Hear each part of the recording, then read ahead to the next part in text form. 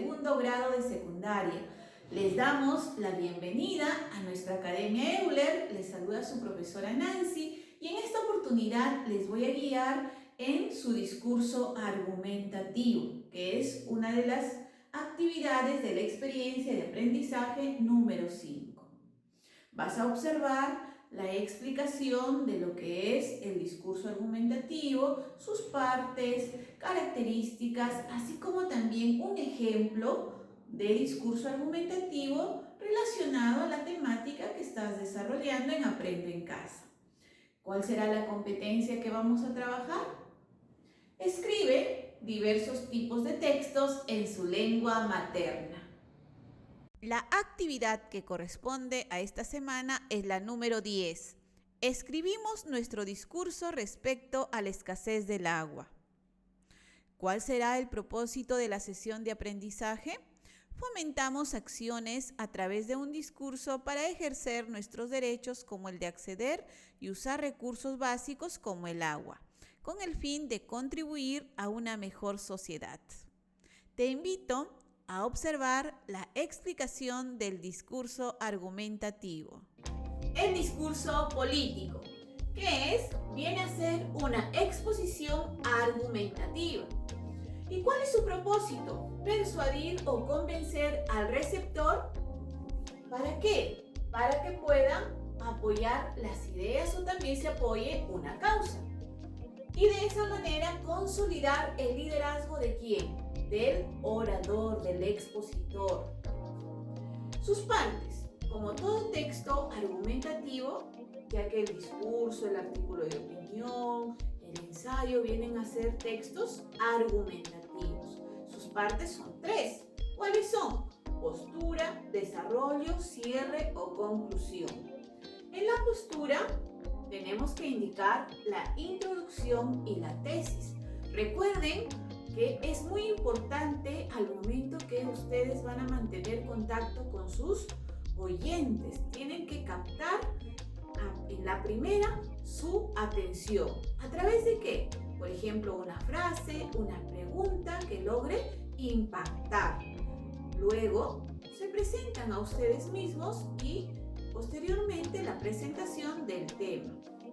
De ahí viene su tesis, viene a ser la opinión del autor frente al tema. En el desarrollo tenemos los argumentos y los contraargumentos. Ustedes eligen si colocan argumentos y contraargumentos o solamente argumentos. ¿Qué son? Vienen a ser los razonamientos del tema empleados por el autor. ¿Para qué? Para fortalecer la tesis. Y los contraargumentos son usados ¿para qué? Para oponerse a la opinión de otros oradores. Sobre todo en los debates se utilizan mucho los contraargumentos. Ustedes han visto los debates políticos o en su colegio, cuando se dan las elecciones para el alcalde del municipio escolar, hay este tipo de contraargumentos para defender su postura. El cierre o conclusión viene a ser el reforzamiento de la tesis. Se dice con otras palabras lo que ustedes han mencionado al inicio.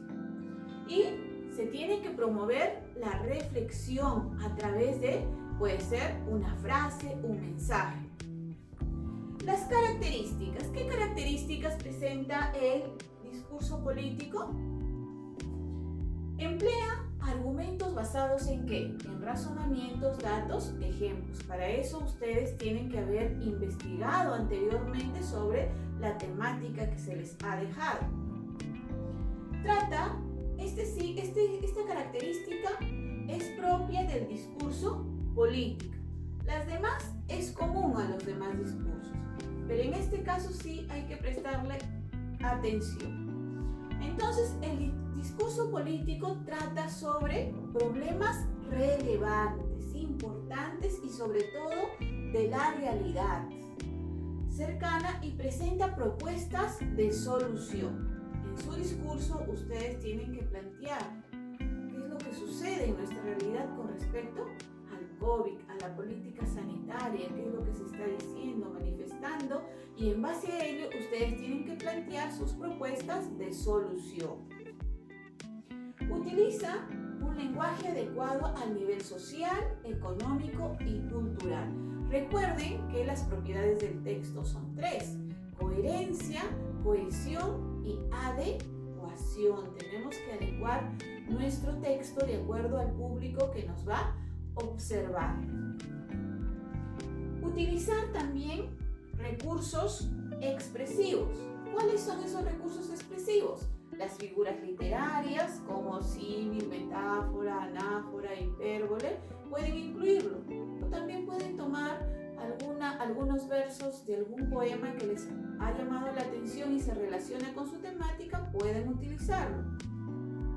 Frases de algún escritor famoso o una persona de trascendencia, de lo que tiene cierta autoridad para hablar sobre el tema. Refranes también pueden incluir, también rimas, entre otros recursos expresivos. Se tiene que tener en cuenta al momento de planificar los recursos no verbales que vas a utilizar. ¿Y cuáles son estos tipos de recursos no verbales? Tenemos los cinésicos y los proxémicos. En los cinésicos, los gestos son muy importantes.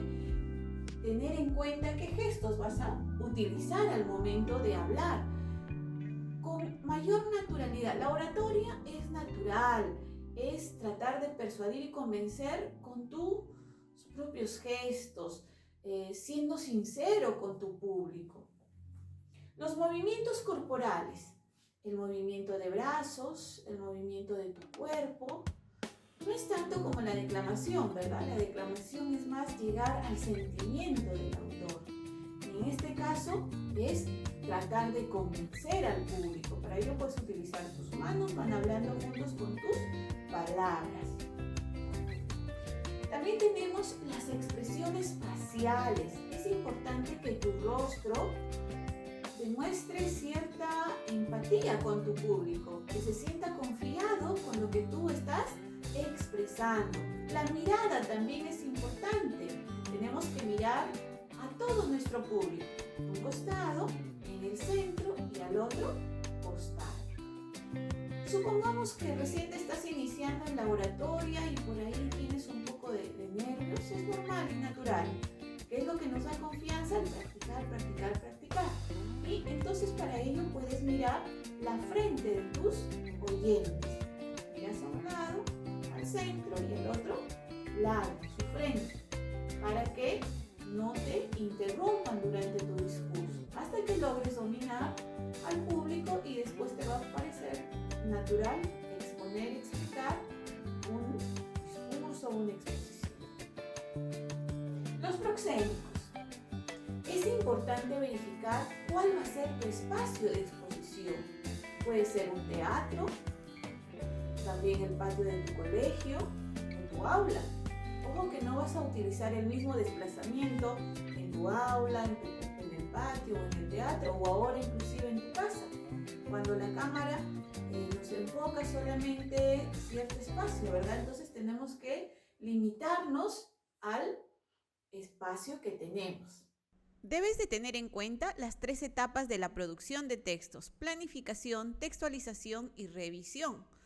En la planificación, completar a diversas preguntas que están en los cuadros.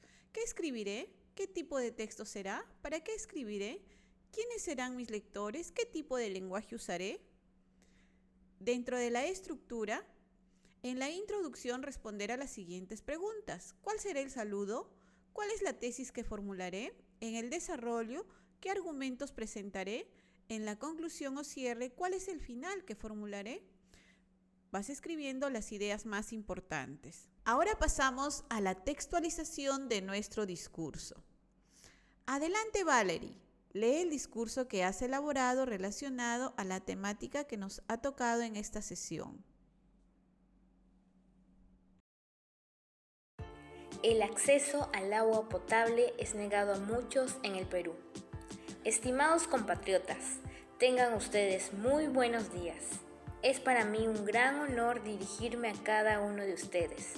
En esta oportunidad quiero tratar un tema muy preocupante, el cual vulnera los derechos de muchos peruanos: la falta de acceso a los recursos básicos como el agua potable. Hace unos días, al navegar por internet, encontré un artículo que me dejó muy sorprendida. Este titulaba: entre 7 y 8 millones de peruanos no tienen acceso a agua potable. Cifras indudablemente alarmantes. Este tema debe ser una de las prioridades para nuestro gobierno y también para cada uno de nosotros. Mi nombre es Valerie, soy estudiante de secundaria y considero que nuestros derechos deben ser respetados sin excepción. Ante lo mencionado anteriormente, yo opino que como población debemos tomar conciencia sobre la gran importancia de contar con agua potable. Además, como ciudadanos debemos utilizar responsablemente el agua, ya que es muy importante para el desarrollo de la vida humana.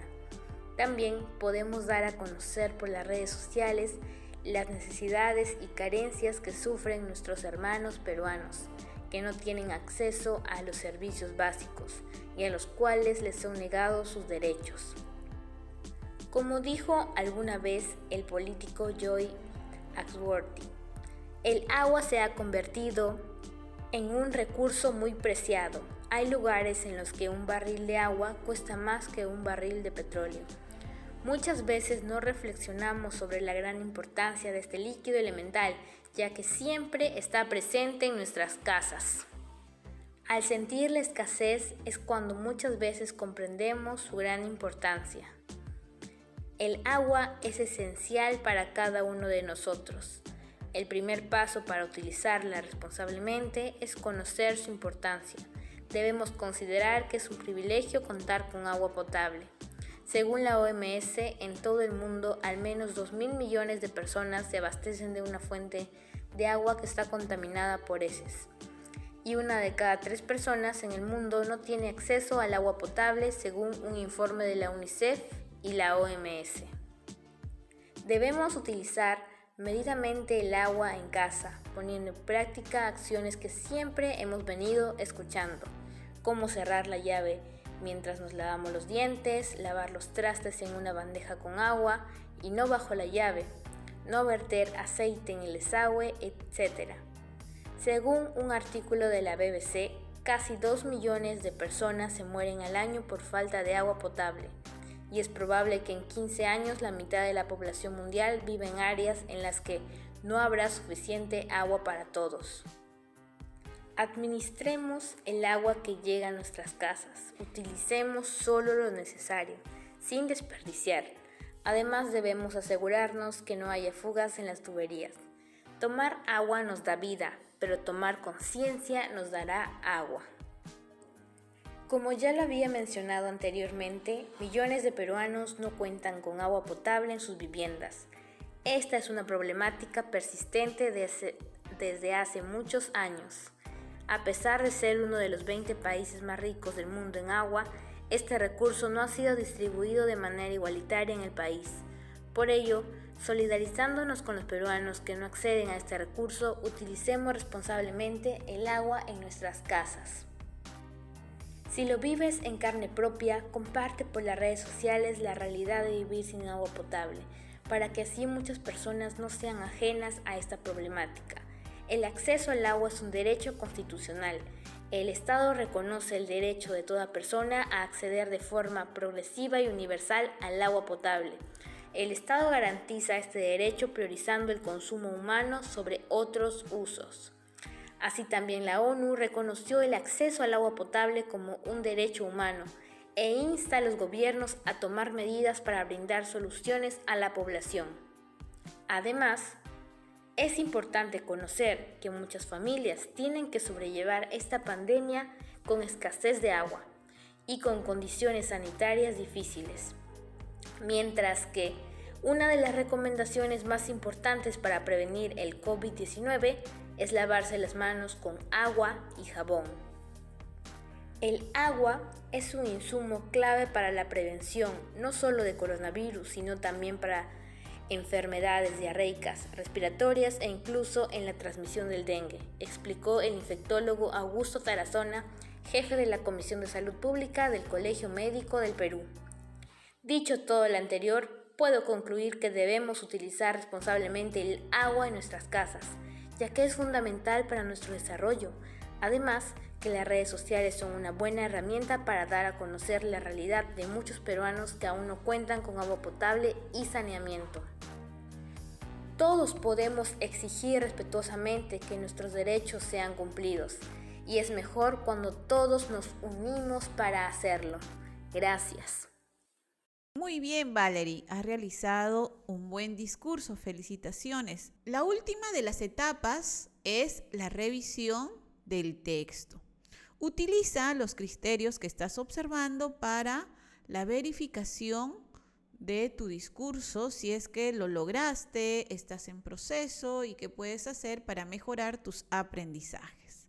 Te invitamos a escribirnos en los comentarios el nombre de tu institución educativa, de qué lugar eres, para poder conocerte e interactuar. Ha sido un gusto acompañarte en el desarrollo de esta actividad. Te invitamos a suscribirte a nuestro canal, darle me gusta si es que te ha servido nuestro contenido y muchas gracias por habernos acompañado. Hasta pronto, abrazos.